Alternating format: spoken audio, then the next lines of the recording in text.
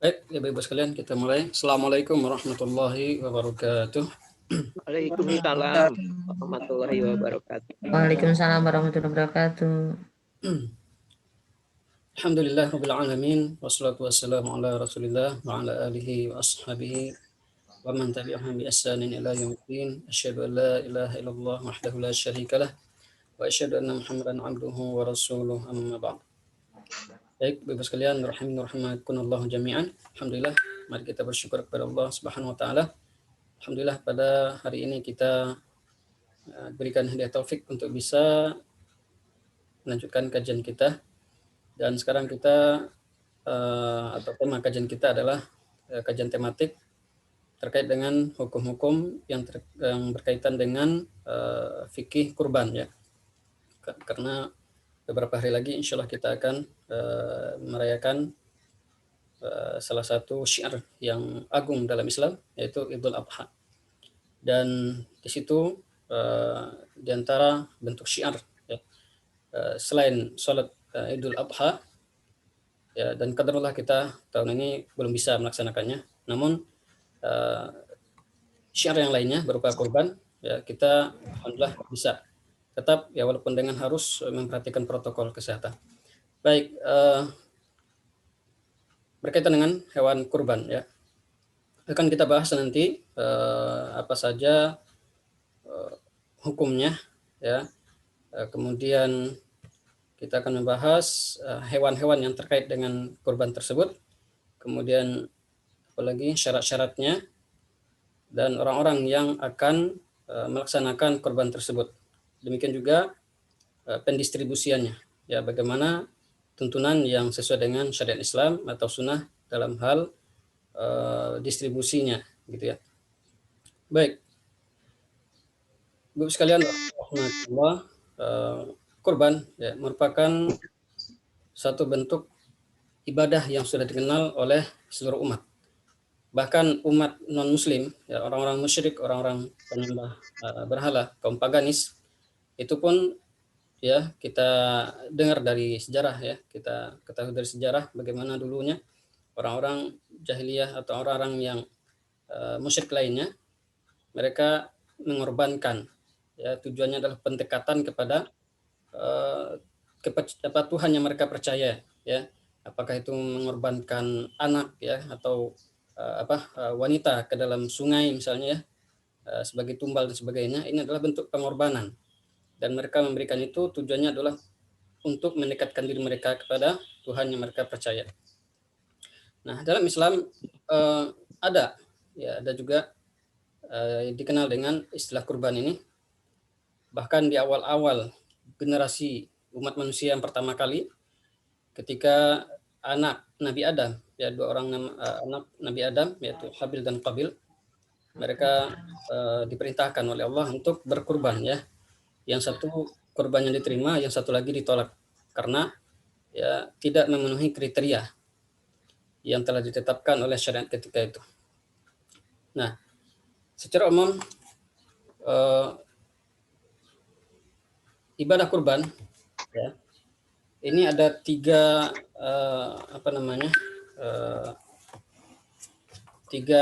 kategori ya. Ada kurban itu berkaitan dengan 10 Dzulhijjah ya. Kemudian yang kedua, ada kurban yang berkaitan dengan kelahiran anak, itu namanya aqiqah ya. Kemudian ada kurban yang berkaitan dengan ibadah haji dan umroh gitu ya.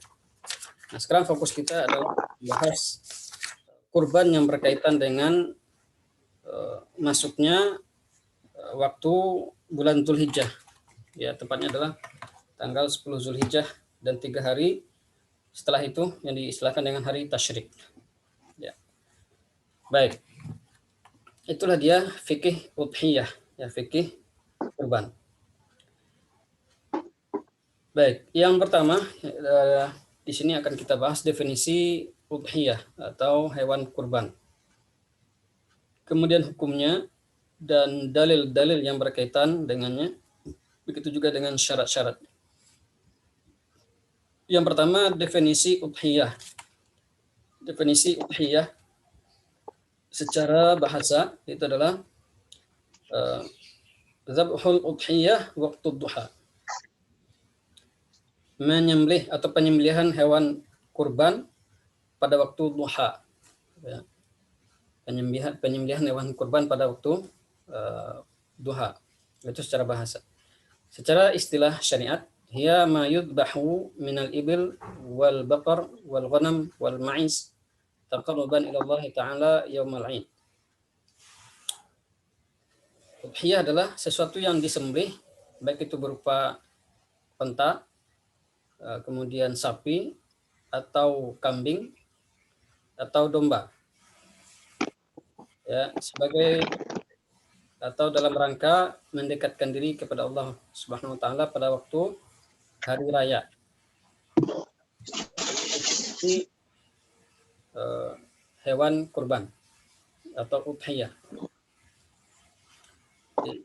Di sini dijelaskan bahwasanya hewan-hewan yang disembelih itu terbatas, ya. Tidak semua hewan bisa dijadikan hewan untuk dikurbankan untuk kurban itu, ya. Kemudian hukumnya, hukum berkurban dan dalil tentang disyariatkannya berkurban tersebut. Hukumnya adalah sunnah muakkadah, sunnah yang sangat ditekankan, ya. Sunnah yang sangat ditekankan untuk berkurban. Berdasarkan dalil dari Al-Quran, surat Al-Kautsar ayat 2, A'udzubillahi minasyaitonirrajim, fasholli lirabbika wanhar. Maka sholatlah untuk Tuhanmu dan berkorbanlah. Ayat ini berkaitan dengan nikmat yang Allah berikan kepada baginda Rasulullah SAW. Ya, inna a'tainakal kautsar. Ayat pertamanya, kami berikan engkau Al-Kautsar. Al-Kautsar ini ada dua penafsiran, ada yang menafsirkan itu nikmat yang banyak, ya. Kemudian ada yang menafsirkan itu adalah telaga khusus bagi Nabi SAW. Ya, walaupun ada dua penafsiran, namun maknanya artinya tidak bertentangan atau tidak kontradiktif, ya. Bahwasanya telaga itu bagian dari nikmat Allah kepada Rasulullah SAW. Nah, konsekuensinya adalah beliau dituntut untuk bersyukur, ya, untuk sholat, ya, dan bersyukur kepada Allah dengan berkurban. Jadi berkurban itu salah satu aplikasi kita dalam bersyukur kepada Allah Subhanahu wa taala. Ya. Jadi bagi kita yang punya keluasan rezeki, maka sangat ditekankan, bahkan ada di antara ulama yang mewajibkan, ya. Baik, sebagai bentuk bersyukur kita kepada Allah Subhanahu wa taala. Kemudian dalil dari dari hadis, yaitu hadis Anas bin Malik radhiyallahu anhu, anna Nabiyya sallallahu alaihi wasallam dhaha bi kabshaini amlahaini aqranaini. Bahwasanya Nabi berkurban dengan dua kibas, ya, dengan dua kambing yang belang dan bertanduk. Kemudian beliau dzabahahuma, dan beliau menyembelih keduanya dengan tangan beliau sendiri. Wasamma wa kabbar, dan beliau membaca tasmiyah, membaca bismillah. Ini syarat wajib, ya. Kalau tanpa tasmiyah maka tidak halal sembelihannya. Wa kabbara, dan baca takbir, bismillahi Allahu akbar, bukan bismillahirrahmanirrahim, karena ini berkaitan dengan apa? Nyawa, ya, nyawa makhluk, ya, tidak tepat di situ dengan ar-Rahman ar-Rahim, gitu, ya, sehingga tidak baca basmalah, ya. Jadi bedakan basmalah dengan tasmiyah. Kalau tasmiyah itu hanya ucapan bacaan bismillah, itu tasmiyah namanya. Artinya apa? Penyebutan nama Allah, itu intinya. Tasmiyah menyebutkan nama apa? Nama Allah, ya. Kalau basmalah itu lengkap, ya, bismillahirrahmanirrahim, ya. yang sudah pelajari ya di bab tauhid ya, pelajaran kita di kita. Jadi beliau membaca doa yang beliau baca di sini, berdasarkan dari sini di satu konteks ini, Bismillahi Allahu Akbar. Wada'ahu ala safahi lima. Dan beliau meletakkan kaki beliau di atas kedua badan hewan tersebut. Ya.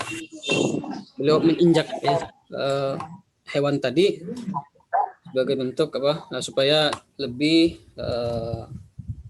maksimal dalam menyembelih. Ya.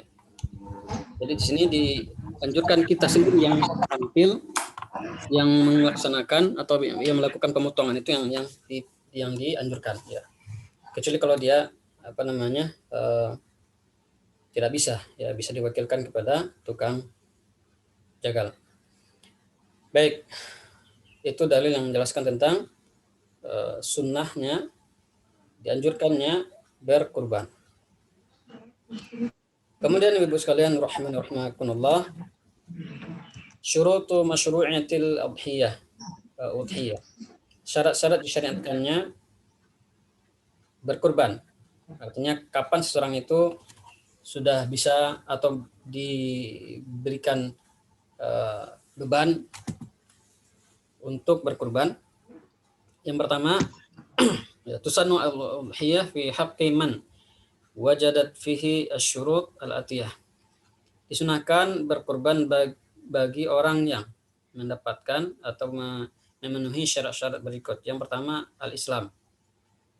Ya, kalau dia bukan Islam, ya tidak wajib atau tidak disyariatkan atau tidak diberikan aturan maka harus berkurban. Ya. Yang kedua, al-bulugh wal aql. Mereka sudah balik dan mengerti, ya. Faman lam yakun balighan aqilan fala yukallaf biha. Orang yang masih kecil, belum dewasa atau orang yang tidak waras, maka mereka tidak perlu berkurban, ya. Tidak dituntut untuk berkurban. Kemudian yang ketiga adalah al-istita'ah, ada kemampuan. Ya, ada kemampuan untuk berkurban. Kemampuan di sini adalah tidak melalaikan kewajibannya terhadap keluarganya. Kalau seandainya dia berkurban ternyata menelantarkan nafkah keluarganya, maka ini tidak dikatakan tidak memenuhi syarat dari sisi kemampuan, gitu ya. Kemudian wa yatahaqqaqu bi yamlika qimatal udhiyah zaidatan an nafqatihi wa nafaqati man tulzimuhu wa nafaqatahu khilala yaumal 'aid wa ayyam tasyrik. Dan kemampuan tersebut itu terbukti atau terlaksana, ya, dengan seseorang memiliki modal untuk membeli hewan kurban tersebut dan melebihi atau bagian dari nafkah mereka atau modal mereka sudah lebih dari nafkah yang wajib diberikan kepada keluarganya, gitu ya. Selama hari Idul Adha dan ayam tasyrik, hari-hari tasyrik. Intinya adalah ya, dikatakan seseorang itu mampu dalam hal pendanaan dalam berkurban itu adalah ketika tidak menelantarkan hak-hak dari orang-orang yang di bawah tanggungannya, gitu ya. Walaupun boleh juga berutang kalau memang dia sanggup ya untuk membayar utang. Misalnya dia sudah bekerja dan tiap bulan ada gaji yang bisa dibayarkan untuk utang tersebut, maka tidak masalah. Tapi kalau seandainya dikhawatirkan tidak bisa membayar, ini yang menjadi catatan sehingga tidak dianjurkan orang yang berkurban dalam keadaan demikian, gitu. Ya, jadi ada 3 syarat disyariatkannya berkurban: Islam, balik, berakal, dan adanya kemampuan. Baik, kemudian berikutnya adalah masalah kedua, hewan yang boleh dikurbankan.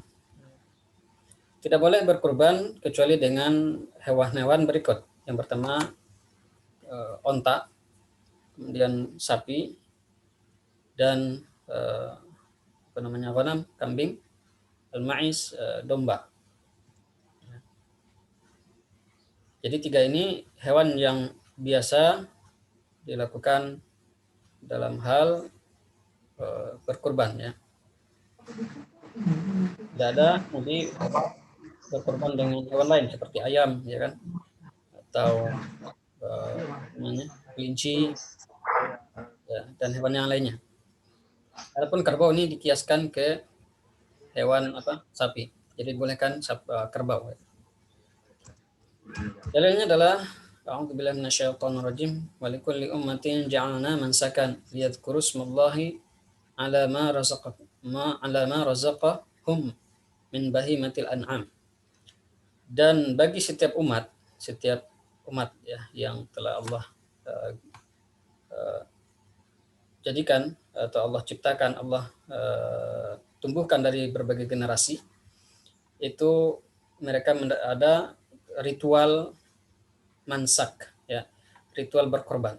Jadi setiap umat itu sudah Allah jadikan ibadah kurban suatu hal yang sudah ditetapkan bagi mereka ya, sudah lumrah bagi setiap umat ada ya, ibadah kurban, agar mereka berzikir menyebut nama Allah atas apa-apa yang Allah berikan rezeki kepada mereka berupa bahimatul an'am, hewan-hewan ternak ya. Jadi wal an'amu la takhruju an hadhil asnaf ats-tsalatsah. Yang dinamakan dengan al-an'am, hewan ternak, itu tidak keluar dari 3 kelompok ini ya. Sapi, onta, sapi, dan kambing. Karena tidak ada keterangan periwayatan dari Nabi bahwasanya beliau berkurban dengan selain dari hewan-hewan tersebut ya. Tidak ada riwayat dari sahabat bahwasanya dan juga tidak ada sahabat yang mempraktikkan kurban dengan hewan selain hewan tadi gitu ya. Kemudian dari sisi orang yang melakukan penyembelihan itu cukup dengan 1 kambing. Wa tujzi'u syah al-udhiyah anil wahid wa an ahli baitih. Cukup bagi seseorang untuk menggunakan kambing, 1 ekor kambing dalam berkorban bagi dirinya sendiri dan juga keluarganya. Ini tuntunan Nabi ya. Dan Nabi nggak pernah ya memerintahkan atau berkurban ya. Bila berkurban kemudian juga istrinya berkurban, anak juga berkurban, tidak demikian. Jadi hanya 1 saja, 1 kurban itu mewakili seluruh keluarga yang ditanggungnya.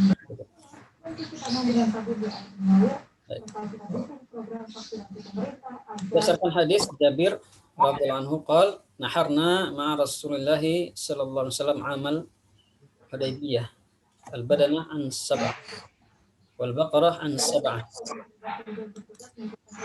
Ya, kata Jabir, kami melakukan nahar. Nahar itu artinya memotong onta. Jadi kalau onta itu bukan menyembelih istilahnya ya. Kalau menyembelih itu dengan menyayatkan pisau ke leher hewan yang akan dipotong, itu namanya menyembelih. Tapi kalau ini menusuk, nahar ya. Jadi onta itu tidak dipotong ya, tidak disayat lehernya, tapi ditusuk. Nah, itu namanya nahar ya. Jadi onta itu ditusuk lehernya yang dekat dengan tenggorokannya ya, kerongkongannya ya. Jadi lebih agak ke dada ya gitu, karena lehernya panjang, jadi yang ditusuk itu bagian yang dekat dengan ke dadanya ya. Itu pada waktu Hudaybiyah Nabi melakukan penyembelihan atau menusuk badanah onta, dan itu untuk satu orang untuk 7 ya, 1 onta untuk 7 orang, dan sapi juga untuk 7 orang ya. Jadi di sini dijelaskan urunan dalam berkurban. Bagi orang yang urunan dengan menggunakan onta itu bisa 7 orang, dan juga sapi demikian juga ya, sama. Baik. Bagaimana kalau seandainya cuma 5 orang gitu ya? Nah, cuma 5 orang yang urunan, apakah dibolehkan? Boleh ya, selama masih tidak melebihi kuota, gitu ya. Yang dipermasalahkan kalau lebih dari 7, 8 itu nggak bisa. Kalau dipaksakan maka dia tidak dijadikan hewan kurban, jadi hanya sebagai hewan potong biasa ya, gitu. Kemudian Ibu sekalian, syarat yang menjadi acuan dalam kurban ya, ini harus perhatikan masalah hewan kurbannya sebagai syarat diterimanya sebagai hewan kurban. Yang pertama dari sisi umur ya. Dari sisi umur yang pertama onta ini syarat umurnya yaitu harus sudah berumur 5 tahun ya. Harus sudah berumur 5 tahun, kalau kurang maka tidak sah. Kemudian sapi berumur 2 tahun ya. Kemudian kambing umur 1 tahun. Kecuali kalau tidak ditemukan kambing, maka boleh dengan domba dengan umur 6 bulan. Ya. Umur domba umur 6 bulan, maka dibolehkan. Kalau kambing tidak boleh, ya harus minimal itu 1 tahun. Apa dalilnya? Ini hadis dari Jabir, bahwasanya Rasulullah SAW bersabda, la tadbahu illa musinnah. Jangan kalian berkurban kecuali dengan hewan yang sudah berumur 2 tahun, sudah memiliki berganti gigi. Musinnah itu artinya sudah berganti giginya. Nah, gigi tersebut berganti dengan sempurna sesuai dengan umur tadi. Ya. Illa an ya'sura 'alaikum fatadbahu jad'atan min ad-dhan. Kecuali kalau memang susah mencari hewan, ketika susah mencari hewan tersebut, fatadbahu jad'atan min ad-dhan, maka sembelihlah jad'ah. Jad'ah itu adalah hewan yang 6 bulan dari domba ya. Baik, wal musinnah minal ibil ma laha 5 sinin. Musinnah hewan yang sudah berganti gigi dari hewan onta itu kalau sudah memiliki umur 5 tahun ya. Kemudian sapi 2 tahun. Maiz kambing itu 1 tahun. Ya. Kemudian yang kedua berikutnya adalah ad-dha'n, ini kambing. Ya, kambing dikhususkan di sini. Wa ishtaratu fihi al-jaza' wa huwa ma akmala sanah. Aqila 6 ashhur. Ada yang mengatakan dha'n dha'n secara umum sudah dipastikan, sudah ditetapkan umurnya 1 tahun ya, 1 tahun yang sempurna. Kemudian yang mengatakan umurnya 6 bulan. Ini adalah domba ya. Domba umurnya maksimal normal itu setahun. Boleh domba tersebut 6 bulan di sini ya. Li hadits Uqbah bin Amir radhiyallahu anhu qala qultu ya Rasulullah asabani jaza'. Qala dhahi bihi. Wa li hadits Uqbah bin Amir aidan dhahayna Rasulullah sallallahu alaihi wasallam bi jaza' min ad-dha'n.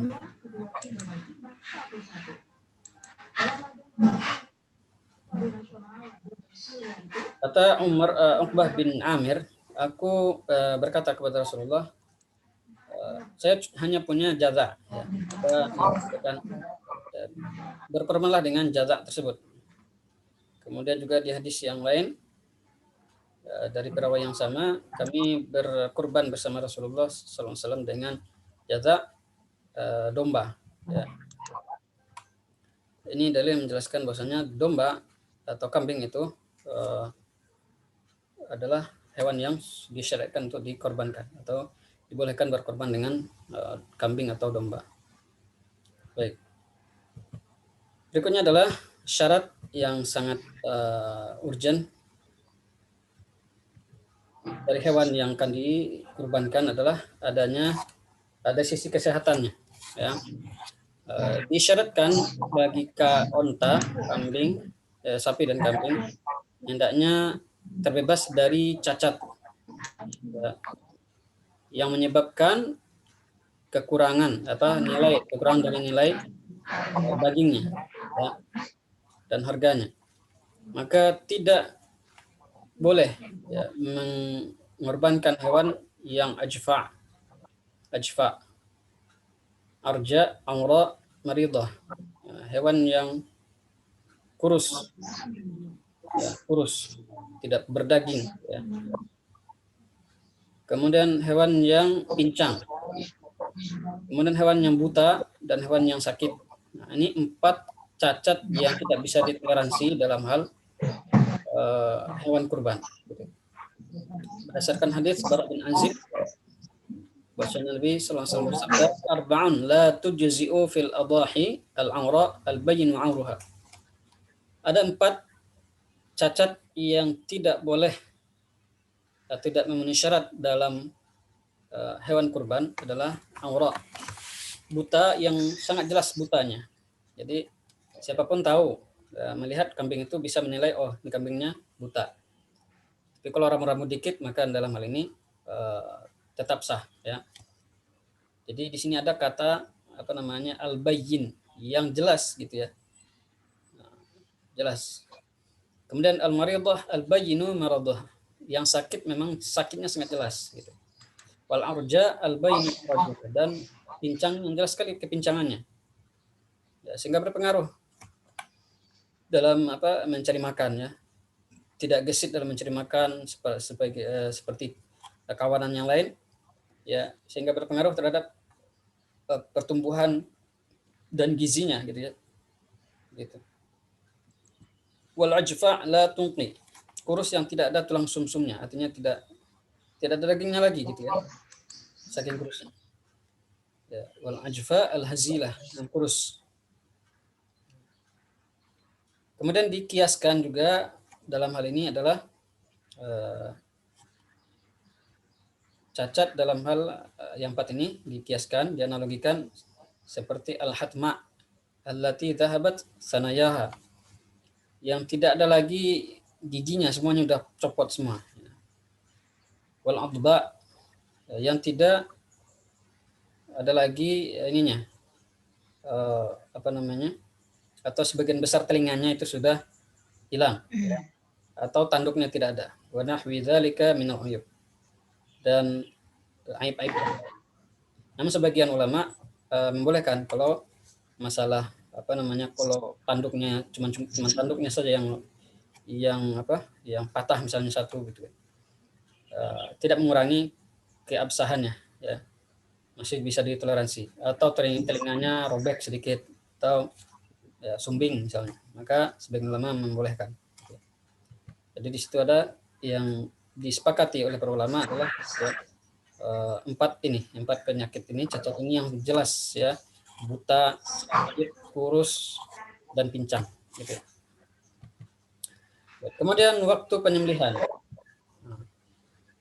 Kapan saja waktu penyembelihan tersebut dibenarkan dalam syariat? Dimulai dari waktu setelah sholat Id, bagi orang yang melakukan sholat Id di situ, ya. Min ba'di tulu'i syamsi yaumil Idul Adha bimiqdari ma yattasi'u li rak'ataini wa khutbataini liman lam yusalliha. Ya, waktu penyembelihan itu kalau dalam keadaan normal, ya, setelah pelaksanaan sholat Id. Kemudian mungkin pertanyaan, kan di daerah itu kan ya berbeda-beda, ada yang panjang ada yang cepat mulai sholatnya, ya, ada yang lambat gitu, ya.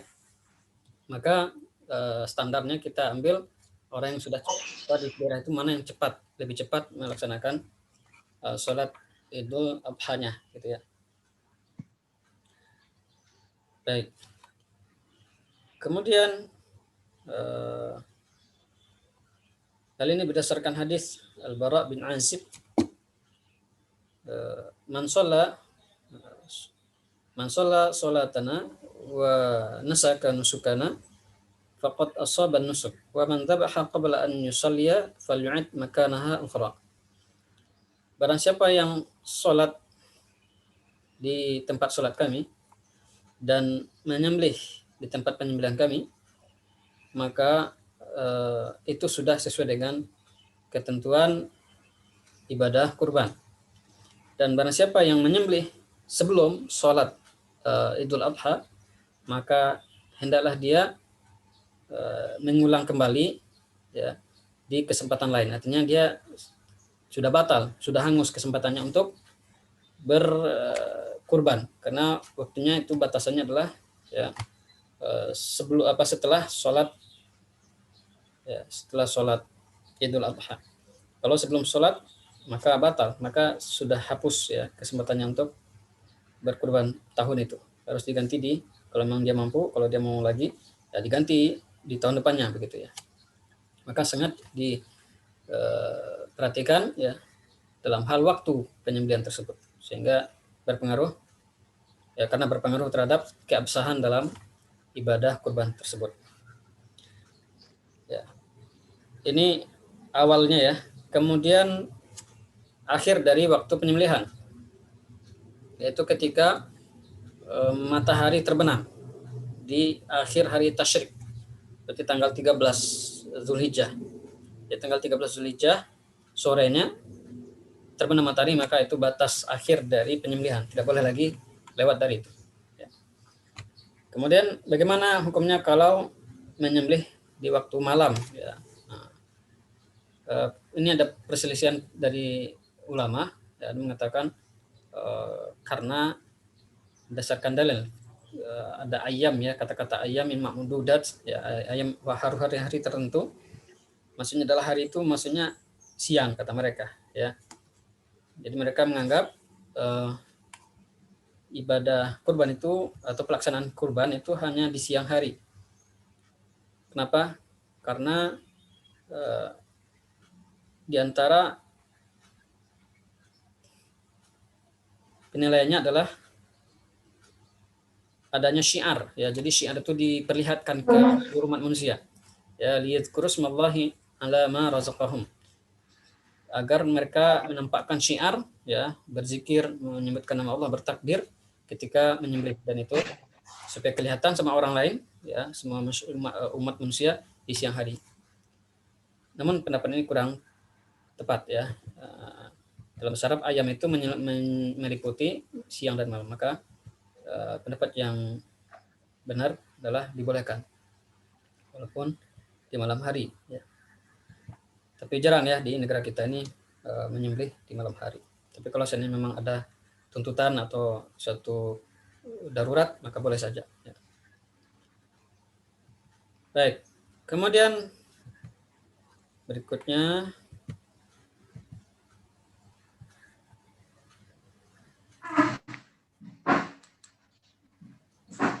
waktu yang utama. Kalau dalil dari waktu penyembelihan tersebut, wa kullu ayyamit tasyrik dzabhun ya. Setiap hari tasyrik itu adalah waktu yang dibolehkan atau kesempatan untuk berkurban ya, atau menyembelih. Jadi boleh misalnya mungkin area masjidnya kecil ya, atau mungkin berdekatan dengan masjid lain misalnya, dan banyak faktor yang menghalangi, boleh ditunda. Jadi tidak mesti kurban penyembelihan itu dilaksanakan langsung pada hari itu gitu ya. Boleh ditunda hari kedua, hari ketiga, atau hari keempat pada tanggal 13 ya. Tapi jangan sampai melebihi batasan akhir waktu maghrib di tanggal 13 itu. Namun yang paling utama adalah dilaksanakan penyembelihan tersebut setelah sholat Id. Berdasarkan dalil, awwalu ma nabda'u bihi yaumuna hadza nusalli tsumma narji' fananhar. Sesuatu yang kami lakukan pertama kali di hari raya tersebut adalah kami sholat. Kemudian kami kembali ke rumah dan kemudian kami menyembelih. Gitu. Faman fa'ala dzalika faqad asaba sunnatana. Barang siapa yang melakukan hal demikian, maka dia telah sesuai dengan sunnah yang kami ajarkan. Faman dzabaha qabla dzalik fa innama huwa lahmun qaddamahu li ahlihi. Laisa minan nusuk fi syai'. Dan barang siapa yang menyembelih sebelum pelaksanaan sholat hari raya tersebut, maka dia hanya sekedar daging yang dia berikan kepada keluarganya, artinya ya tidak dianggap kurban, ya tidak dianggap kurban, jadi dianggap hanya sebagai jamuan biasa, gitu ya, dan tidak termasuk ibadah kurban sedikit pun, ya sama sekali. Jadi ini dalil yang menjelaskan bahwasanya afdholiyah, waktu yang terbaik untuk menyembelih itu adalah setelah sholat. Baik. Kemudian berikutnya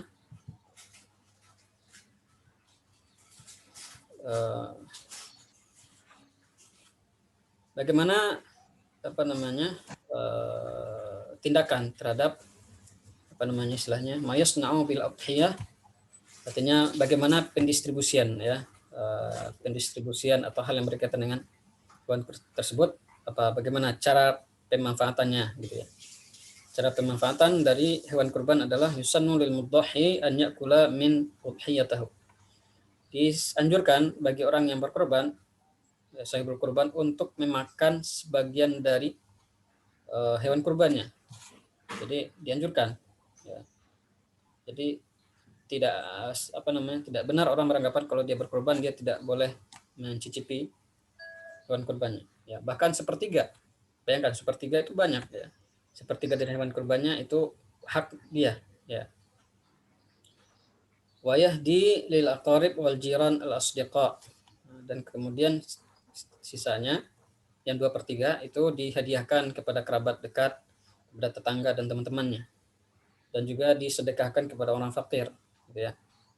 2/3 untuk keluarga dekat, ya, teman-temannya yang dia kenal ya, tetangga. Kemudian 2/3 lagi untuk orang fakir, ya. Ini lebih konteksnya kepada orang-orang yang tidak dikenal, cuman statusnya orang-orang miskin, gitu. Berdasarkan dalil fakulu minha wa at'imul ba'isal faqir. Maka makanlah dari hewan kurban tersebut dan berilah makan dengannya, dengan diberikan sisanya atau 2/3-nya kepada orang-orang yang fakir. Ya, gitu. Baik. Kemudian wa yustahabbu an yaj'alha thlasan. Dianjurkan membagi hewan kurban tersebut menjadi 1/3. Menjadi bagi 3. 1/3 untuk keluarganya, 1/3 untuk orang fakir ya, untuk fuqara tetangganya, kemudian yang ketiga dihadiahkan kepada yang lainnya. Boleh orang kaya pun juga enggak masalah. Jadi jangan dianggap orang korban itu hanya milik orang fakir, tidak. Tapi orang kaya pun boleh menikmati, gitu ya. Berdasarkan hadis Ibnu Abbas tentang sifat hewan kurban Nabi SAW, wa yut'imu ahla baitihi as-suluth. Beliau memberikan makan kepada keluarganya 1/3 dari hewan kurban.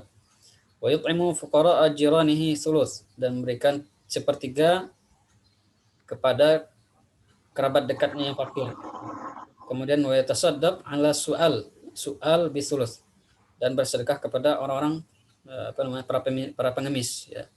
Orang betul-betul fakir.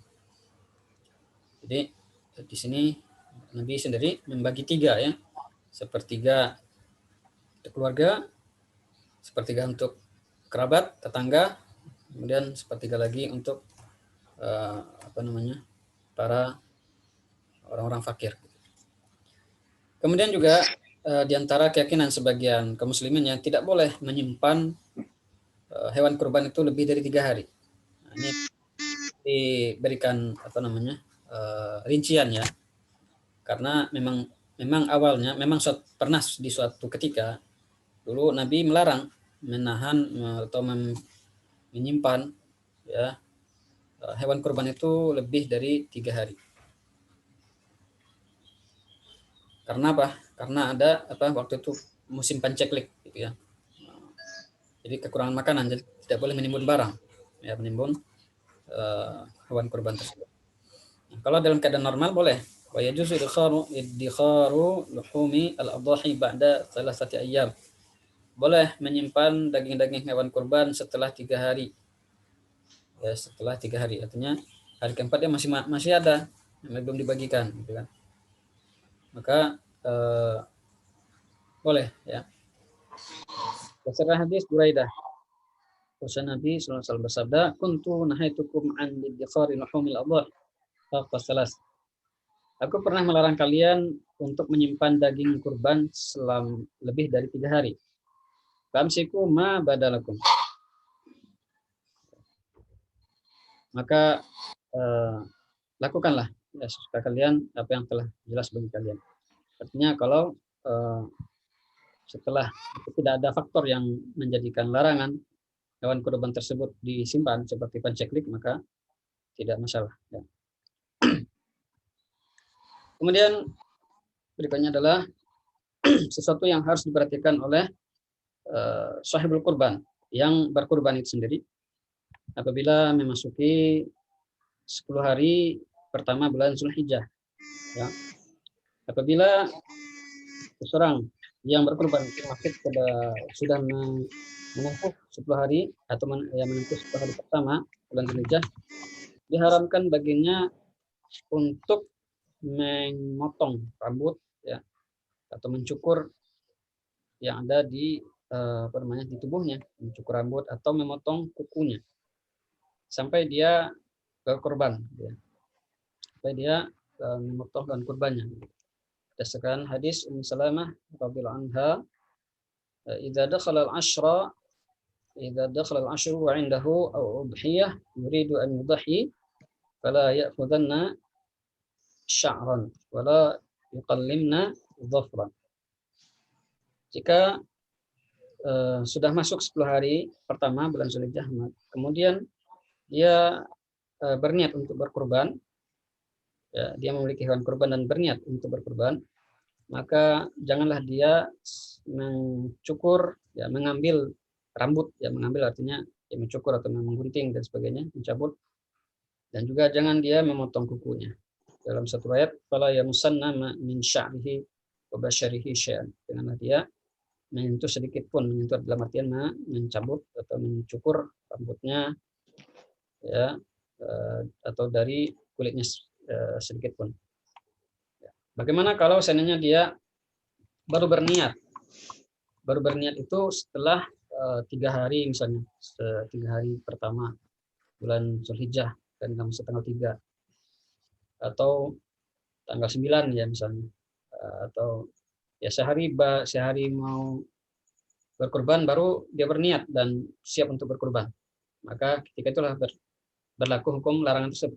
Tapi kalau dia belum berniat, maka belum ada konsekuensi dari larangan ini. Jadi intinya adalah setelah berniat gitu. Ya. Bagaimana kalau dia berniatnya tanggal 10? Ya sudah batal, jadi kan karena tanggal 10 sudah sudah batas akhir memotong hewan kurban gitu. Baik. Nah, ini dia kalian rahimahullah kita tentang kurban hari ini. Ya, semoga bermanfaat. Barakallahu fikum jami'an. Wallahu ta'ala alam. Mungkin ini yang saya sampaikan. Kurang lebihnya mohon maaf. Saya kembalikan ke operator. Boleh tafadhol, Bunda.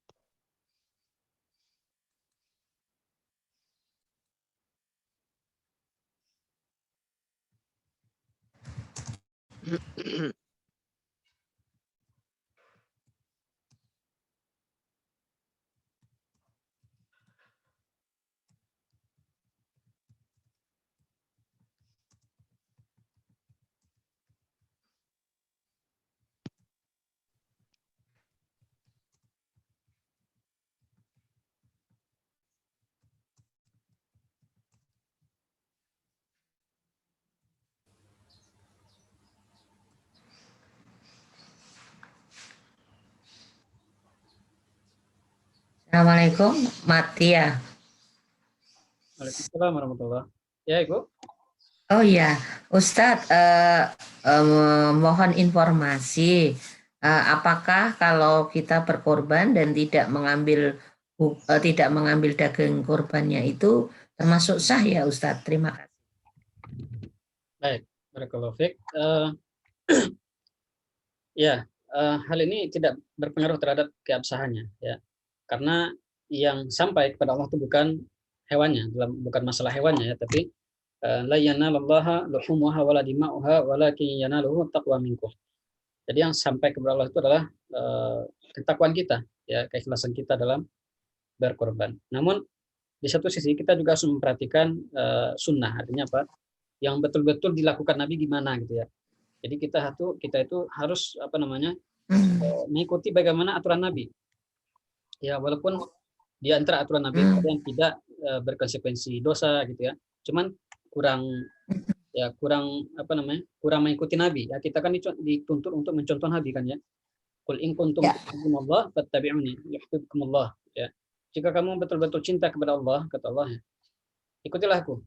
Katakanlah wahai Muhammad ya kepada umat kamu, qul in kuntum tuhibbunallah. Kalau kamu betul-betul cinta kepada Allah, fattabi'uni, ikuti aku. Jadi ikuti Nabi. Diteladani bagaimana Nabi itu tata cara ibadahnya dalam segala hal.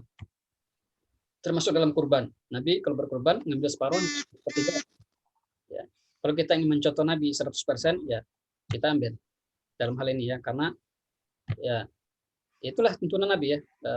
Jadi orang yang mengikuti sunnah Nabi itu ya banyak ada pahalanya, besar pahalanya. Ya. Jadi ketika kita berniat nih mengambil separuh gitu ya, sepertiga itu dalam rangka mengikuti Nabi, maka kita dapat pahala. Tapi kalau kita nggak ngambil, maka kita nggak dapat pahalanya juga justru. Kita kasihkan semua pada orang lain. Di satu sisi kita tidak dapat pahala dari satu poin ini, mengikuti Nabi dalam hal membagi kurbannya. Walaupun di satu sisi dia berpahala pula ketika yang jatahnya itu diberikan kepada yang lain gitu. Ya, jadi kita hendaknya mengambil separuh, ya, sepertiga dari hewan kurban tersebut. Ya.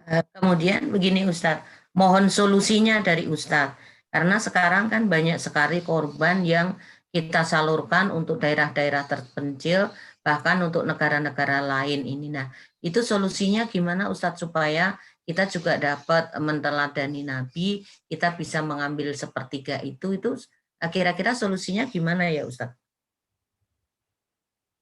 Iya, itu cuma teknis ya, cuma teknis. Ya kita dalam artian kalau memang kalau ada apa namanya, kalau jatah ya hewan kurban tersebut kurang, ya maka boleh saja kita berikan kepada yang lain gitu ya. Di satu sisi kita dapat pahala juga, ya dapat nilai plus juga. Ya, jadi dalam keadaan normal ya kita usahakan mengambil sepertiga itu.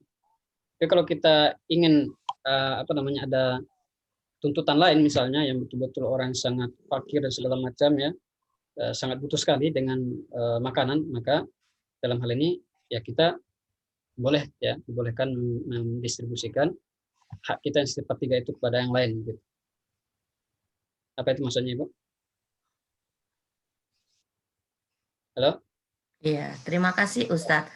Halo, iya terima kasih Ustadz, luar biasa jawabannya. Terima kasih Dr. Wahyu. Terima kasih, mohon maaf tadi saya tinggal sebentar. Berikutnya mungkin Dr. Aida ya. Monggo Dr. Aida. Assalamualaikum warahmatullahi wabarakatuh. Waalaikumsalam warahmatullahi wabarakatuh. Ini Pak Ustadz, saya mau tanya, apabila pada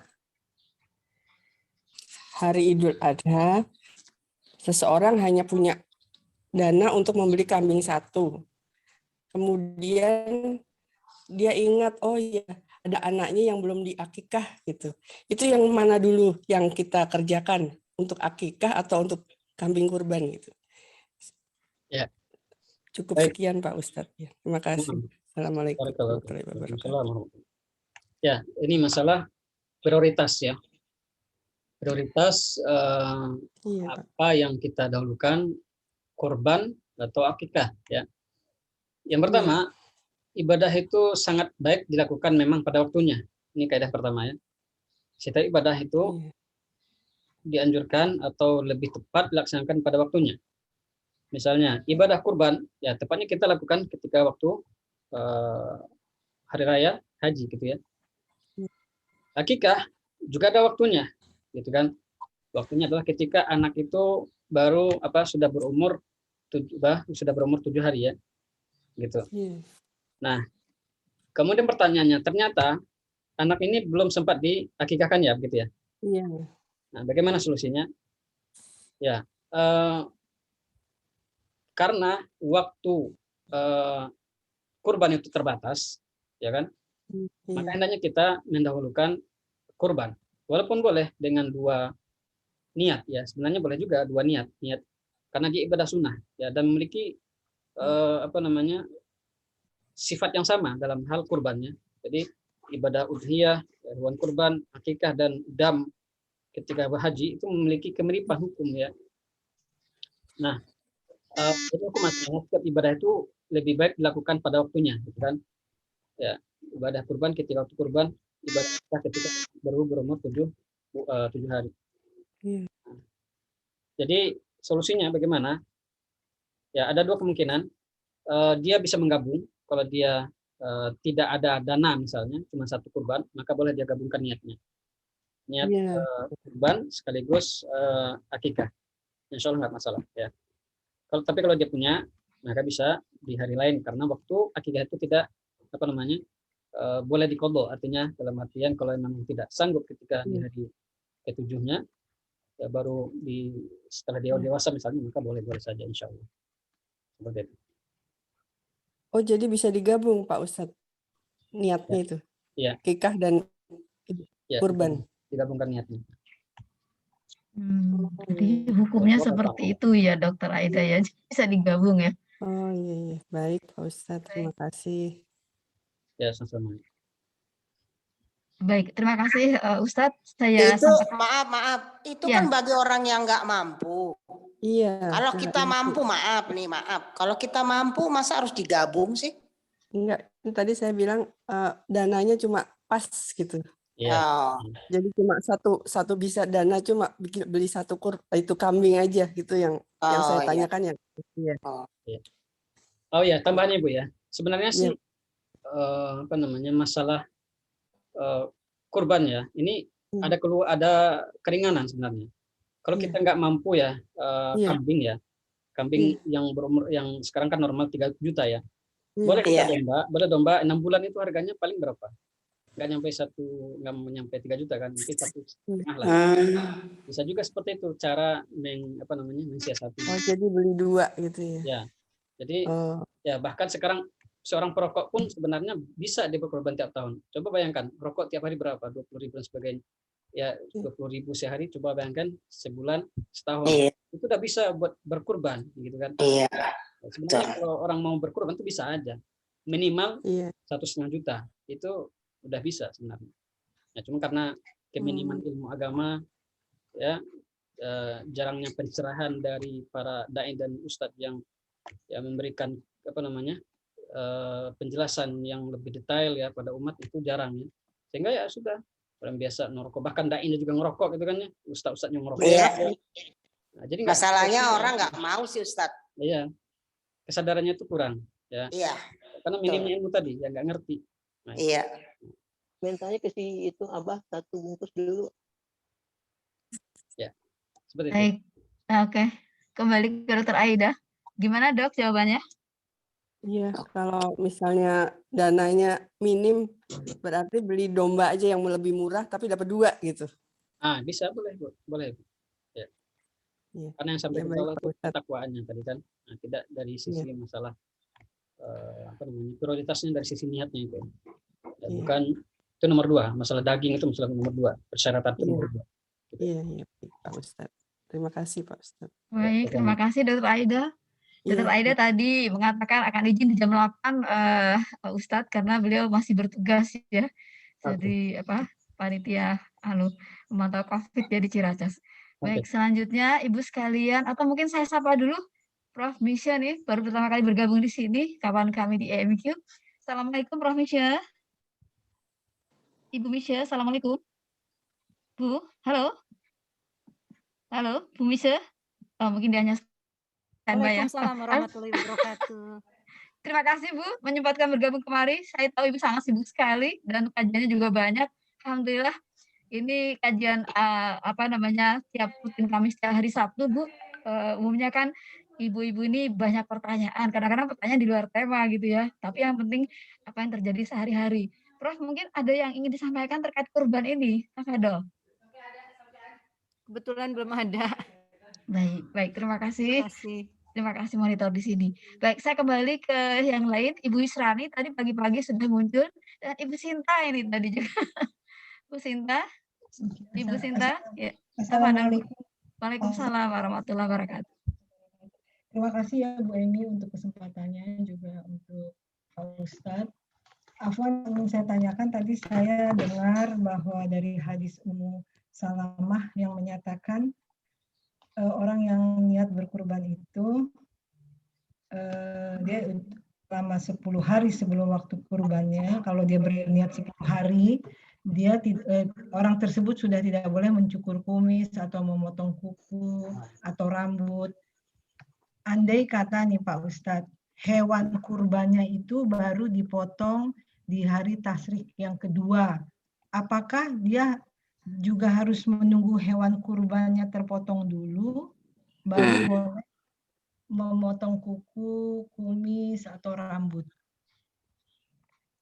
Iya, bagus sekali pertanyaan Ibu. Ada lagi Bu? Ada yang kedua. Iya. Saya pernah dengar, tapi saya tidak tahu hadisnya itu benar atau tidak.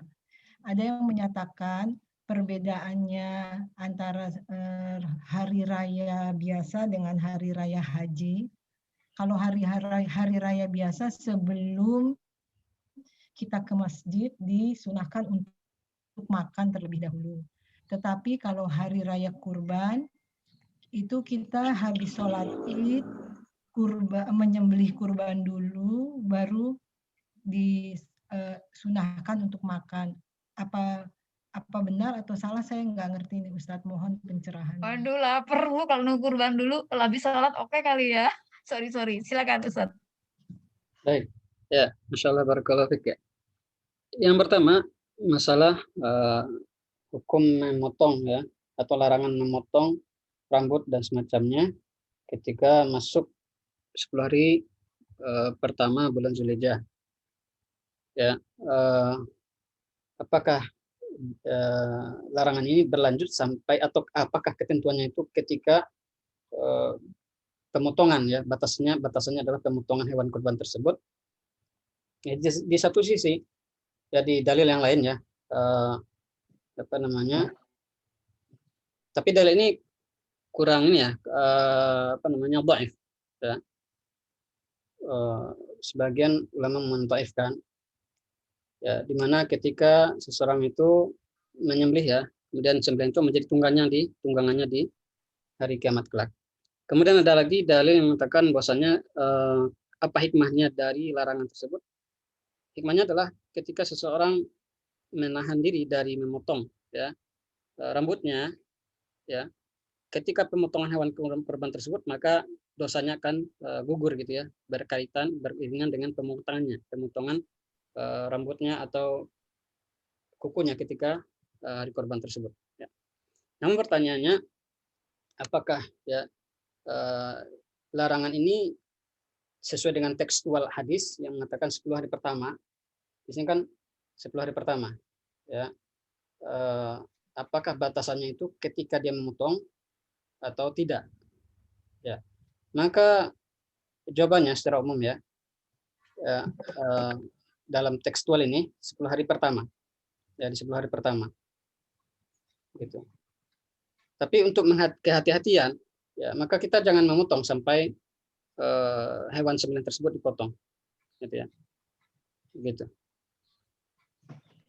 Oh, jadi insya Allah boleh memotong bertepatan pas 10 hari, atau untuk kehati-hatiannya hewan kurban kita dipotong dulu baru kita memotong semua kuku, rambut atau kumis gitu ya Pak Ustadz.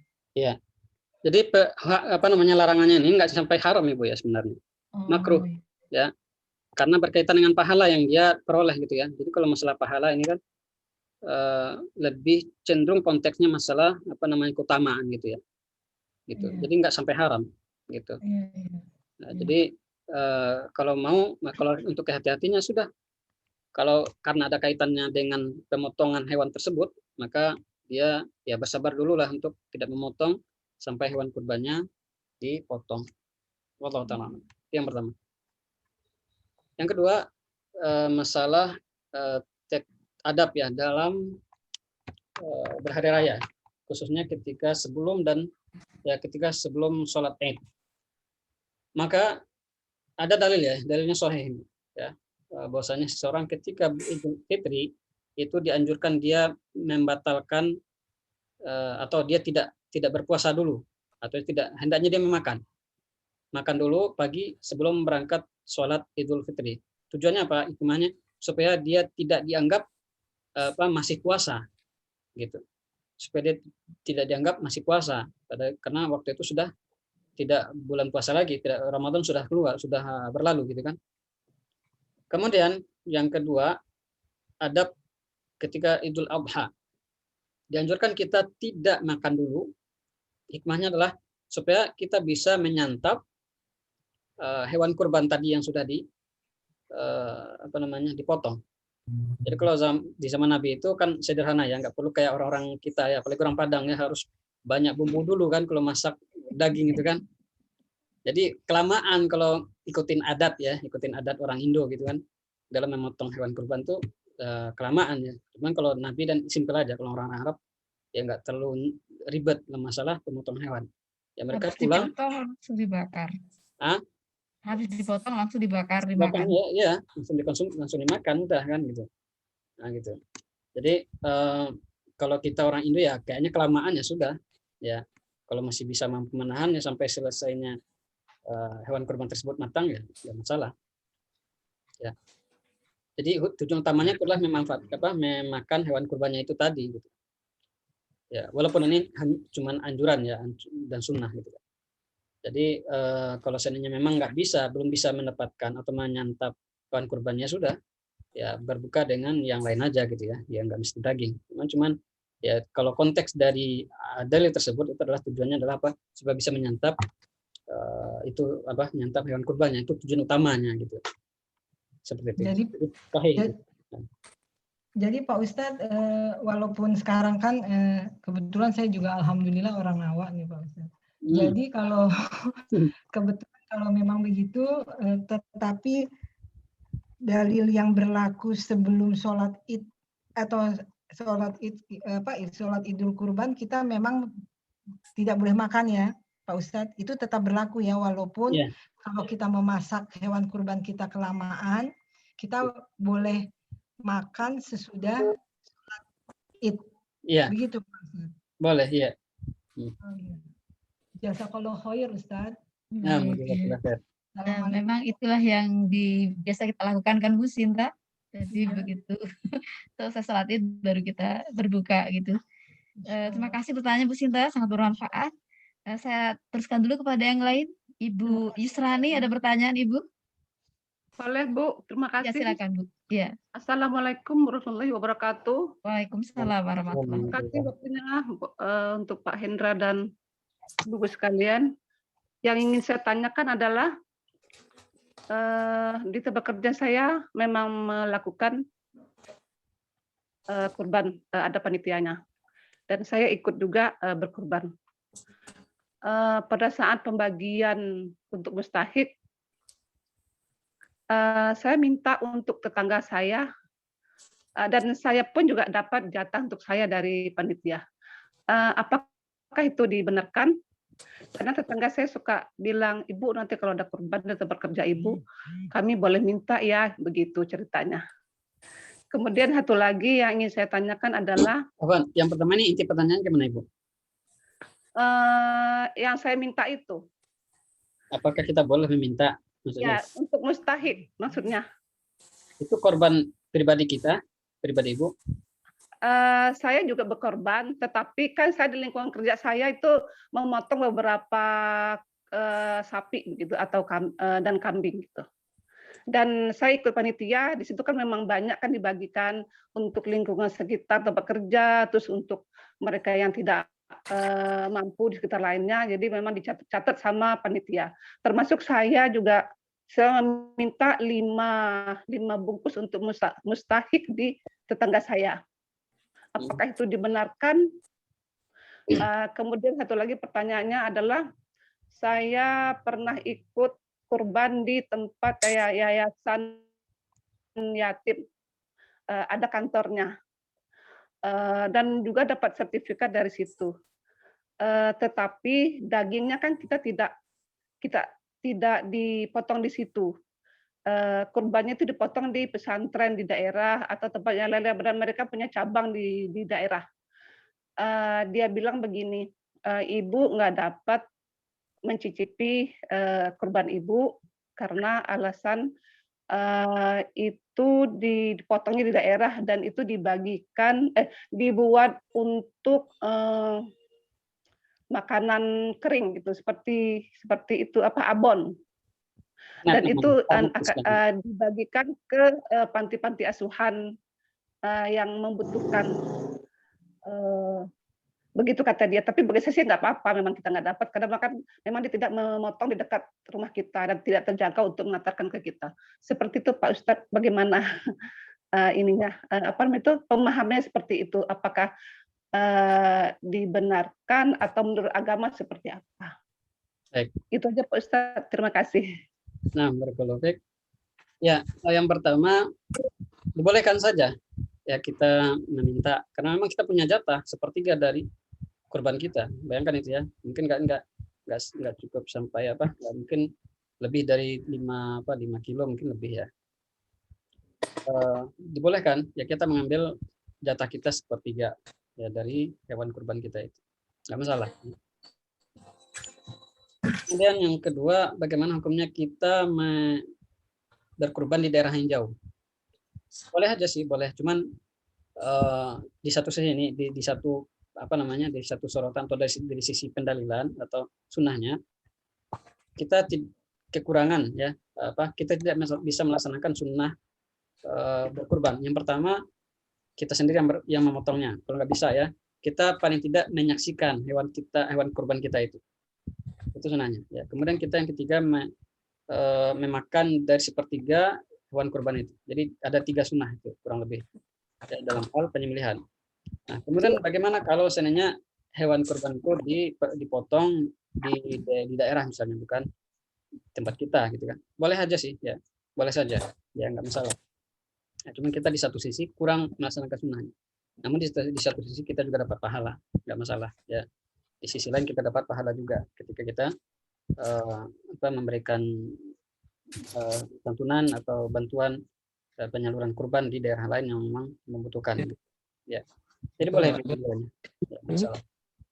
Baik, syukran Ustadz. Ini Dokter Aida, speakernya hidup. Ada yang ditanyakan Dokter Aida?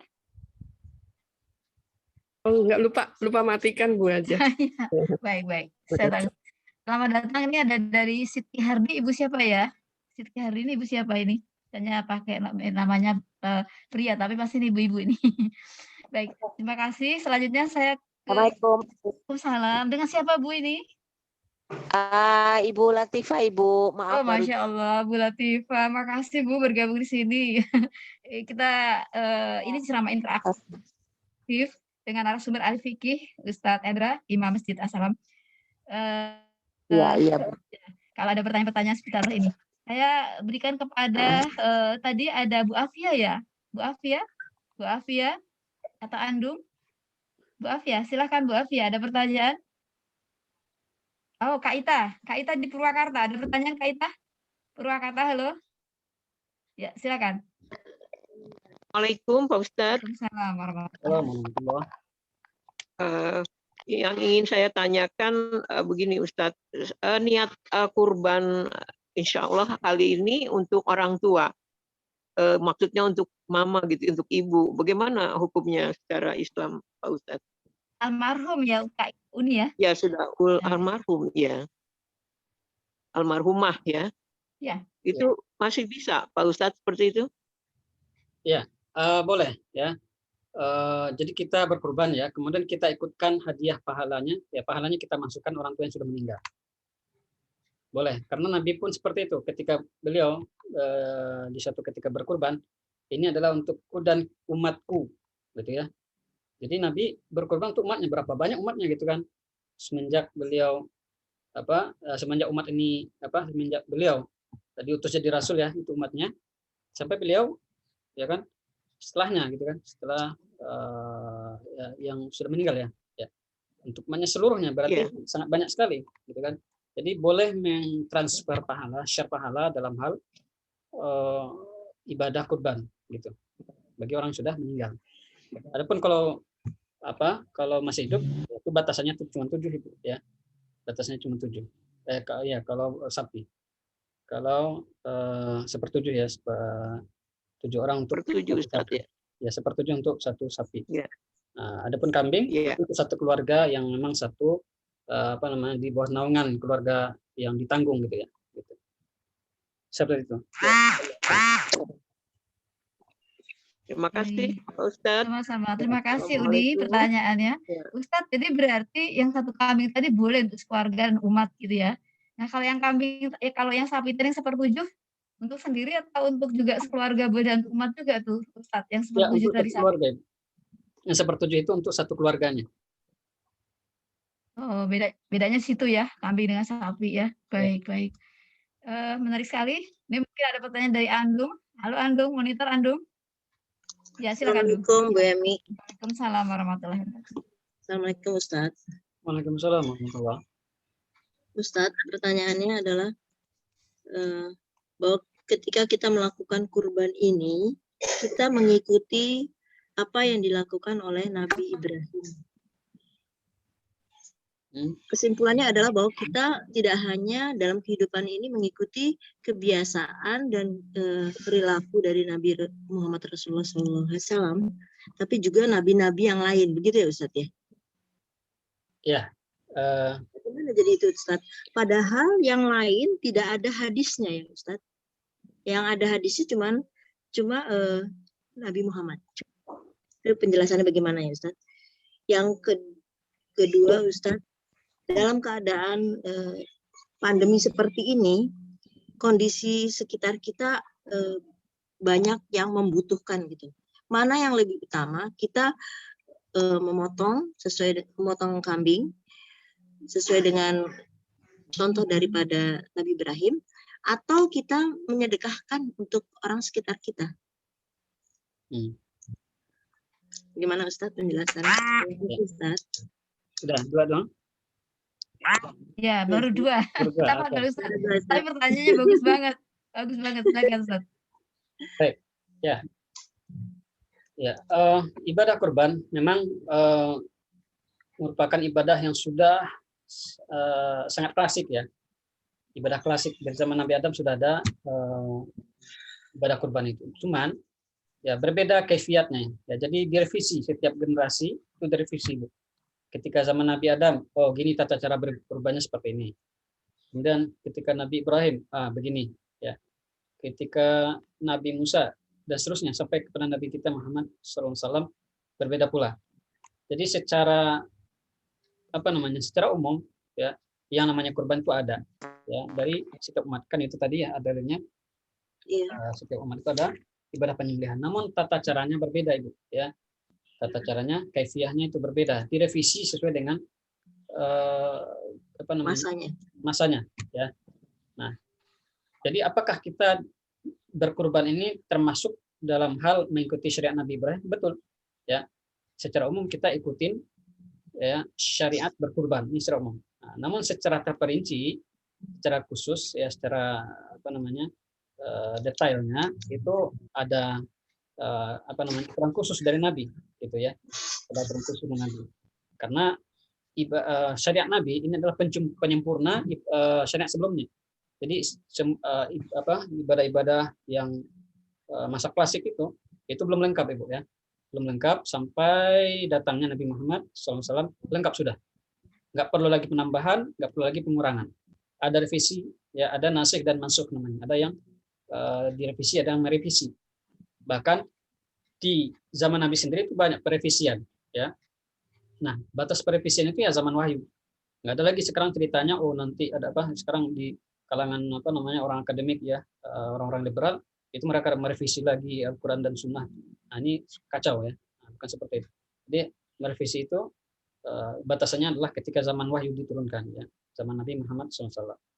Nah, jadi kita memang secara umum mengikuti syariatnya Nabi Ibrahim, namun detailnya mengikuti syariat Nabi Muhammad SAW. Walaupun seandainya Nabi Ibrahim dan nabi-nabi sebelumnya itu hidup lagi atau masih hidup misalnya dan punya syariat masing-masing, tidak ada hak bagi mereka kecuali harus mengikuti Nabi, gitu ya, Nabi Muhammad SAW. Karena ya Nabi Muhammad adalah Nabi akhir zaman, merevisi semua ajaran yang berlalu. Jadi Nabi Isa pun nanti di akhir zaman turun itu ikut ajarannya atau syariatnya Nabi Muhammad Shallallahu Alaihi Wasallam. Ya, ini yang pertama. Yang kedua, apa tadi Bu? Maaf, jadi lupa nih. Mana yang lebih penting, Ustadz? Ya. Untuk pandemi atau untuk itu? Baik, ini dalam hal prioritas ibadah ya. Kita prioritaskan ibadah kurban dengan catatannya.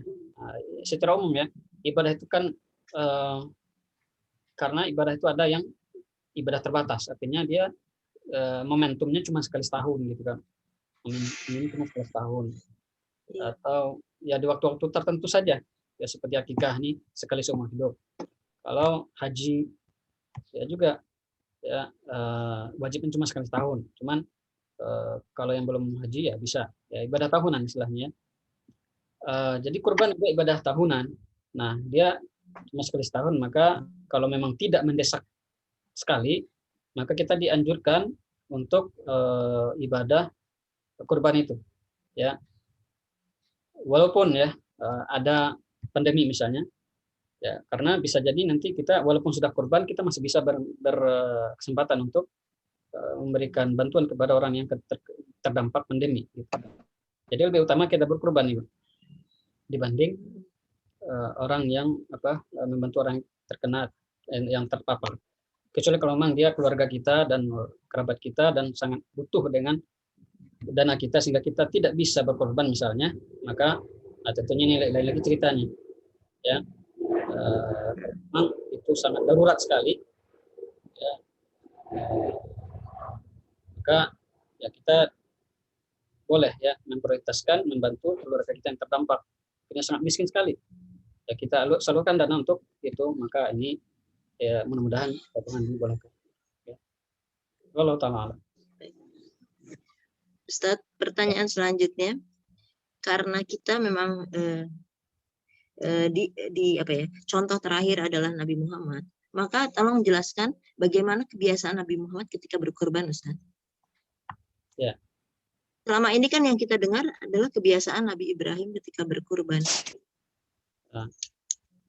Baik. Terima kasih. Intinya adalah adab ya, berkaitan dengan adab-adab berkurban ya, bagaimana tuntunan Nabi dalam berkurban. Ya, sebentar. Ibu Keke luar biasa nih pertanyaannya ya, tapi kita ingin mendengar semua, itu bermanfaat banget. Ya. Yang pertama kita itu tadi ya, kita ketika masuk bulan 10 hari pertama kita yang memang berkurban, maka kita tidak dibolehkan memotong rambut atau kuku. Ini yang pertama. Ya. Kemudian yang kedua, kita harus memperhatikan adab-adab dalam menyembelih. Menyembelih itu harus dengan pisau atau parang yang memang maksimal, yang tajam ya. Karena kita berinteraksi dengan hewan, ya hewan juga makhluk Allah. Kita tidak boleh serampangan membunuhnya ya, kecuali dengan adab-adab dan aturan. Ya, harus dengan pisau yang tajam. Karena kalau tidak berarti kita sudah menzolimi ya, bisa jadi suatu saat karena kezaliman kita terhadap hewan tersebut akan menuntut balas kepada kita ya. Kemudian yang ketiga, ketika menyembelih hewan, tidak boleh memperlihatkan hewan yang sedang dipotong kepada hewan yang belum dipotong. Ya, nggak boleh. Ya, harus dibuat pembatas gitu antara hewan yang belum dipotong dengan yang dipotong. Ya, karena ini sama halnya dengan membunuh hewan itu 2 kali. Ya, pertama dia sudah jantungan duluan, ya sudah jiwanya sudah galau, sudah sedih, ya itu membunuh jiwanya, sama dengan membunuh jiwanya. Melihat ya temannya dipotong, dia ya bahkan ada ceritanya menangis hewan itu melihat hewannya dipotong, temannya dipotong. Ya, ini ya tidak dibenarkan, ya memperlihatkan hewan lain yang dipotong di depannya belum dipotong. Ya. Kemudian tadi yang perhatikan kriteria-kriteria yang ditetapkan bagi hewan itu ya. Kemudian itu juga ada bagian dari adab yang membagi-bagikan, tadi kan itu bagian dari adab ya, bagian dari adab. Hewan-hewan kurban itu dibagi. Kita hendaknya menghadiri hewan kurban itu. Kalau memang masih memungkinkan kita hadir di tempat pemotongan. Jadi kalau memang pandemi, memang kalau ada larangan datang ke sana ya nggak masalah, kita nggak datang ya.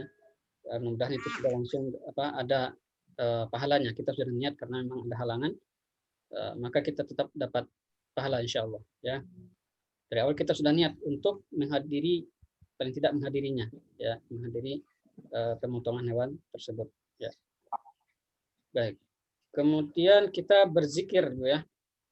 Berzikir di bulan-bulan haram itu ya, di bulan-bulan hari-hari tasyrik itu ya. Berzikir, ada zikir mutlak, ada zikir muqayyad namanya. Zikir mutlak itu ya zikir kapan saja di hari itu ya, la ilaha illallah wahdahu la syarikalah dan seterusnya, atau la Allahu akbar Allahu akbar, la ilaha illallah Allahu akbar walillahil hamd ya, seperti yang kita dengar zikir takbiran ketika menjelang sholat Id itu ya. Nah, itu kita lakukan selama 3 hari. Itu yang muqayyad ya, yang muqayyad 3 hari berturut-turut setelah selesai sholat. Itu muqayyad namanya, terikat dengan waktu. Kemudian ada namanya zikir mutlak. Nah, zikir mutlak itu dibaca ketika di luar jam sholat. Ya, di luar jam sholat. Kemudian di antara adabnya kita di bulan Zulhijjah, dari pertama itu memperbanyak amal soleh. Seperti berpuasa, membaca Al-Quran, ya kan, pahalanya itu lebih besar daripada berjihad di jalan Allah SWT. Kecuali orang yang berjihad tadi pulang berjihadnya dia mati, dia enggak membawa jiwanya ikut ikut gugur dengan hartanya ketika medan perang. Itu hanya itu yang melebihi pahala orang yang beribadah ketika bulan 10 Zulhijjah itu, ya, 10 pertama bulan Zulhijjah. Gitu.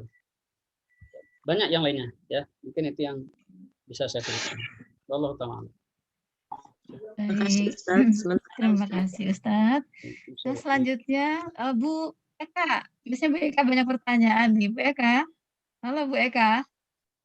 Bu Eka kayaknya standby HP-nya nih. Ya, Bu, maaf Bu. Pas Bu, belum ada pertanyaan. Pas ya, baik. Kalau gitu saya ke Mbak Santi tadi sudah, kalau ada biasanya Mbak Santi langsung bicara ya. Bu Afia tadi sudah bertanya juga sudah ya Bu. Oh Bu Latifah. Bu Latifah mau ke Bu Latifah? Ibu Latifah ada pertanyaan? Bu Latifah? Bu Latifah ini mic-nya tidak on tapi nggak ada ya. Kalau gitu saya coba menyapa. Ada, silakan Ibu Latifah. Ada pertanyaan Ibu, silakan. Silakan Bu Latifah. Oh, hidup mati. Halo Bu. Saya kedengeran nggak Bu? Assalamualaikum. Waalaikumsalam warahmatullahi wabarakatuh. Assalamualaikum. Silakan Ibu pertanyaannya. Kedengeran ya Bu? Kedengeran, tapi Ibu kok putus-putus gitu ya? Assalamualaikum Pak Ustadz Hendra. Waalaikumsalam warahmatullahi. Ya, silakan Ibu. Iya. Sinyal saya ini ada jelek, sebentar saya pindah ke atas deh. Pak Ustadz, saya mau bertanya sehubungan dengan pertanyaan Ibu siapa ya tadi ya, saya agak lupa namanya, maaf.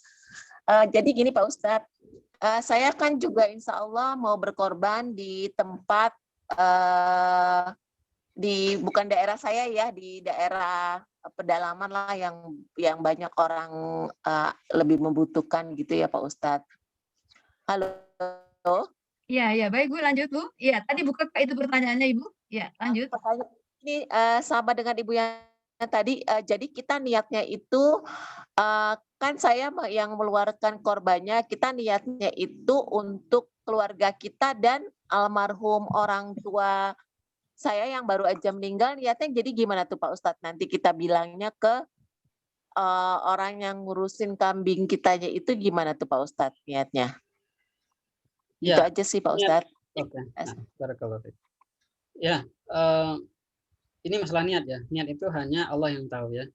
Dan kita pun tidak mesti memberitahukan kepada orang lain gitu kan yang akan mengurus korban kita. Ini hanya kaitannya dengan Allah ya. Allah lebih tahu niat kita. Kita niatnya untuk pribadi kita, keluarga kita, atau sekalian untuk orang tua kita yang sudah meninggal. Maka dibolehkan ya. Bolehkan kita meniatkan sekaligus pahalanya diikut sertakan ya, dilibatkan orang tua kita yang sudah meninggal ataupun bapak kita yang lainnya ya, keluarga kita yang meninggal itu enggak masalah ya. Jadi bolehkan seperti itu. Ya. Dan kita enggak perlu ya. Nah, terus Ibu? Kadang-kadang orang yang menyembelihnya itu suka nanya gitu Pak Ustadz, ini korbannya untuk siapa nih gitu Pak Ustadz. Jadi kita karena kan biasanya mereka masih tradisi itu dilafazkannya untuk satu orang gitu loh Pak Ustadz. Misalkan untuk si fulan atau siapa gitu. Jadi biasanya kan seperti itu ya Pak Ustadz ya, makanya saya rada bingung gitu. Ya, jadi nanti diberi kalau masalah tahunya gitu loh Pak Ustadz. Ya. Sebentar Ustadz, ini ngomongnya tabrakan. Ya, gimana? Silakan Bu. Ibu Latifah udah selesai? Iya. Oh, masalah sinyal nih. Ibu ada masalah sinyal. Ibu berada di mana Bu ini? Jakarta atau luar Jakarta? Bu Latifah di mana? Jakarta memang. Iya sinyal ya. Baik Bu, kita dengarkan. Baik. Silakan Ustadz. Ya. Jadi yang penting itu nama orang yang yang langsung berkurban ya. Artinya memang dia shahibul kurbannya. Masalah yang dilibatkan itu nggak perlu disebutkan namanya. Jadi yang dilibatkan, yang dibacakan ya adalah orang yang berkorban itu sendiri. Misalnya doanya Bismillahi Allahu Akbar ya. Nah, itu bagi orang yang menyembelih langsung. Allahumma hadza minka walaka. Allahumma taqabbal min atau an fulan ya. Harus ada an fulana ansianu ya. Jadi di ujungnya harus disebutkan dari ibu ini misalnya, ibu A, ibu B, ibu fulana dan sebagainya. Jadi tidak perlu disebutkan untuk orang yang sudah meninggal, tidak. Ya. Jadi orang meninggal itu dia mengikut ke pelaku korban yang pertama, artinya yang memang berkorban gitu ya. Jadi yang disebutkan adalah orang yang berkorban itu sendiri, bukan orang yang dilibatkan. Paham ya? Baik Ustaz. Ya. Begitu. Jadi nggak perlu disebutkan nama. Jadi ketika penyembelihan itu dibaca cukup nama satu orang, maksudnya gitu ya Ustaz. Nama aja. Ya. Jadi kalau tadi misalnya ibu andung gitu dan umat Nabi misalnya gitu, berarti yang disebutkan ibu andungnya saja gitu Ustaz. Seperti itu biasanya oleh penyembelih ya? Ya, benar seperti itu. Ya. Baik. Tapi kalau kurban, maaf, kalau kurban atas nama orang yang sudah meninggal boleh nggak ya? Jadi langsung pertanyaan Santi Ustaz. Iya, kayak ibu saya udah meninggal. Ini saya kurbankan kambing atas nama almarhumah ibu ini gitu. Boleh nggak Ustadz? Maaf nih. Ya, ini ada perbedaan pendapat dari ulama. Ya, para ulama berbeda pendapat dan mengatakan boleh, mengatakan tidak boleh. Yang boleh mengatakan ini kan sama dengan sedekah, dengan haji. Seperti itu. Jadi mereka samakan ibadah haji dengan ibadah kurban. Yang membolehkan. Kalau haji aja boleh, bagaimana juga dengan apalagi kurban, kata mereka seperti itu. Jadi dibolehkan. Kemudian pendapat yang melarang mengatakan wah beda, haji nggak bisa sama dengan Kurban. Kurban itu ada apa namanya tata cara tersendiri, ya kaifiat tersendiri dalam pelaksanaannya. Jadi tidak bisa apa namanya dilaksanakan untuk orang meninggal, kecuali kalau memang orang meninggal tersebut dilibatkan bagi orang yang hidup, karena hukum asal korban ini memang untuk orang hidup gitu kan. Iya. Itu untuk orang hidup. Iya. Jadi silakan mau memilih pendapat yang mana, karena ini masalah ijtihadiyah ya, artinya ya banyak pendalilan para ulama, jadi kita dalam hal ini toleransinya lebih besar. Iya. Ya. Syukron Pak Ustadz. Baik, alhamdulillah. Semakin jelas ya Mbak Santi, karena pertanyaan itu juga pertanyaan saya juga. Baik, selanjutnya maaf satu lagi, maaf nih. Maaf beribu-ibu, maaf. Kalau kurban itu atas nama keluarga Bu Santi, keluarga Pak Siklis, itu apakah keluarga itu tidak dilarang untuk memotong kuku atau memotong rambut atau kumis sampai Idul Kurban gitu, Ustadz? Nah, itu dia tuh. Keluarganya itu nggak boleh potong. Oke, betul-betul. Baik Ibu, ya, insyaallah pertanyaan sangat bagus sekali, barakallahu fiik. Ini jadi yang jadi objek sasaran larangan itu bukan semua orang, tidak semua orang, tapi yang larangan itu berlaku bagi sahibul kurban itu sendiri, ya satu orang yang menjadi apa namanya, yang menjadi peserta kurban yang atas nama kurban seseorang itu ya. Iya. Nah, itu yang dilarang, yang dapat larangan itu, bukan yang lainnya. Gitu. Iya. Syukron Pak Ustadz. Baik. Jadi berarti kalau kita berkurban untuk diri kita dan keluarga, berarti yang motong kuku, yang nggak boleh motong kuku cuman kita ya gitu Ustaz, maksudnya gitu ya? Iya benar ya. Alhamdulillah. Kalau sekeluarga repot kontrolnya. Baik, terima kasih. Nah, Bu Ani pengen nanya ke Ustadz, kenapa sih harus nggak boleh potong kuku? Kita latar belakangnya apa? Kenapa nggak boleh potong kuku dan ini. sebagainya? Ustadz, ini Ibu ini kajiannya banyak, Ustadz. Serius tuh? Penasaran pengen tahu. Ya, silakan Ustadz. Ya. Yang pertama, memang Nabi melarang. Nih dasar hadisnya.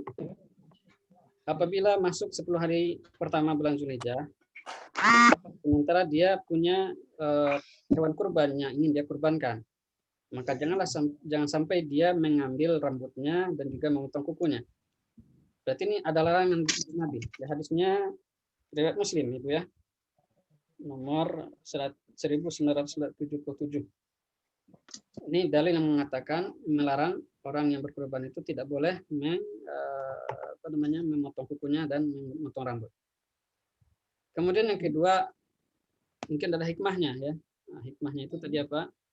Seseorang itu akan mendapatkan ampunan dosa beriringan dengan pemotongan hewan kurbannya gitu. Jadi ketika hewan kurbannya sudah dipotong nih, ya hewan kurbannya sudah dipotong, benar dia setelah itu memotong kuku pula. Dia potong kukunya, rambutnya, maka dosanya akan berguguran dengan pemotongan rambutnya itu. Ya, itu hikmahnya. Gitu. Jadi kalau dia potong duluan, maka dia nggak mendapatkan panen tadi. Ya, tidak mendapatkan. Kalau kita potong kuku sama rambut, nggak dapat. Ya, nggak dapat pahala yang di sisi ini, yang di satu sisi ini. Memang pahala yang lain dapat. Jadi dia kan banyak lika-likunya, ya banyak. Adab-adabnya gitu kan. Nah, jadi aspek-aspek yang dinilai dalam ibadah kurban kan banyak. Nah, di aspek di sini kita kurang pahalanya gitu. Walaupun di sisi lain mungkin kita memberikan kita bisa melihat langsung hewan kurbannya dapat pahala kan. Nah, nilai plus. Ketika kita makan sebagiannya kita dapat pahala nilai plusnya. Gitu kan, dan banyak. Ya, jadi banyak yang dinilai dalam ibadah kurban itu. Nah, salah satunya ketika di satu poin kita tidak mengikuti aturannya, maka kita juga kurang nilainya seperti itu. Tapi nggak sampai haram. Bagus. Jadi kalau itu kita dari baru sisi... tahu baru-baru ini aja tuh nggak boleh potong kuku sama nggak boleh. Ya. Ini kuku udah mulai panjang-panjang nih, buka kayak udah nggak sabar lagi nih. Baik, kalau gitu saya coba ke Ibu Nisa ya. dari tadi Bu Isa ini mendengarkan aja karena beliau ini memang rajin mendengar ini. Barangkali ada sesuatu yang ingin disampaikan atau mungkin juga ingin di-share di sini. Ibu Misa, tafadhol Bu. Halo, Bu Misa. Ini kayaknya monitor di dua. Silakan, maaf, Suzan. Ya, maaf. Silakan. Ini tadinya saya mau pamit ini. Oh iya, iya. Ya, Iya, Bu. ini soalnya ada webinar standar pengobatan COVID. Masya Allah, penting banget itu. Tapi nggak untuk umum ya, Dok ya, itu? Ya. Tidak untuk umum itu ya? Untuk khusus tenaga medis? Ya, saya dapat dari dokter. Tapi ada YouTube-nya sepertinya. Nanti coba Ada saya YouTube. share. Boleh nanti di-share ke grup di grup pasien juga boleh. Iya, baik. Terima kasih banyak. Kelihatannya kita juga sudah sampai di penghujung karena sudah lebih begitu ya. 10 menit. Bagaimana kalau kita kembalikan dulu biar ditutup oleh Ustadz Hendra? Silakan, tafadhol Ustadz. Ya, baik. Baik, Bapak sekalian, rahmatullah jami'an. Terima kasih banyak atas partisipasinya. Dan semoga ilmu kita dapatkan menjadi ilmu bermanfaat dan bisa kita praktekkan langsung di momentum ibadah kurban ini. Dan semoga Allah terima ibadah kita. Ya, Amin. Kita sudah berusaha mempelajari ilmunya dan mengamalkannya insyaallah taala. Demikian, kurang lebihnya maaf. Barakallahu fikum jami'an. Kita tutup. Subhanakallahumma bihamdik asyhadu an la ilaha illa anta astaghfiruka wa atubu ilaik. Assalamualaikum warahmatullahi wabarakatuh. Waalaikumsalam warahmatullahi Waalaikumsalam wabarakatuh. warahmatullahi wabarakatuh. Syukron Ustadz Hendra. Nanti recordnya akan dikirim ke Telegram ya untuk ibu-ibu. Ibu sekalian, ya. Mohon